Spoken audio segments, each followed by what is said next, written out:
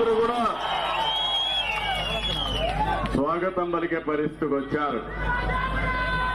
నేను ఎప్పుడూ మర్చిపోలేను. ఇప్పటికి 35 ఏళ్ళు అయింది. మళ్లీ ఎలక్షన్కి వస్తున్నాం. నేను ఎప్పుడూ చెప్పాను, నాకు కుప్పం నా సొంత గ్రామం లాంటిది, నా సొంత కుటుంబం లాంటిది. అందులో గుడిపల్లి ఎప్పుడు కూడా దీనికి గుండెకాయ లాంటిది. ఒకప్పుడైతే 90%, 95% ఓట్లన్నీ మనకే పడేటివి. ఇప్పుడు కూడా నాకేమాత్రం అనుమానం లేదు, రేపు జరిగే ఎన్నికల్లో 1,00,000 ఓట్ల మెజారిటీ లక్ష్యంగా మనం ముందుకు పోతున్నాం. ఆ 1,00,000 ఓట్ల మెజారిటీ రావాలంటే గుండెకాయ లాంటి గుడిపల్లిలో మొత్తం ఓట్లు మనకే పడాలి.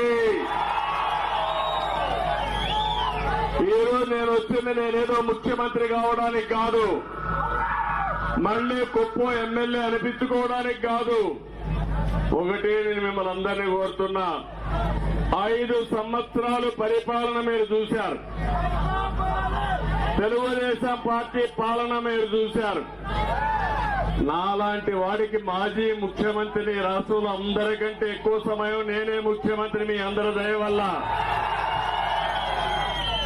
కుప్పం గర్వపడే విధంగా మీరు నన్ను ఎంపిక చేసుకున్నారు.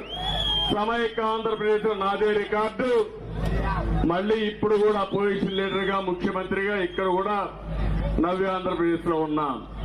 కానీ ఒక్క విషయం మీరు గుర్తుపెట్టుకోండి, నాలాంటి వాడికి రక్షణ లేదంటే తమ్ముళ్ళు మీరు ఒక లెక్క అని మిమ్మల్ని అడుగుతున్నా.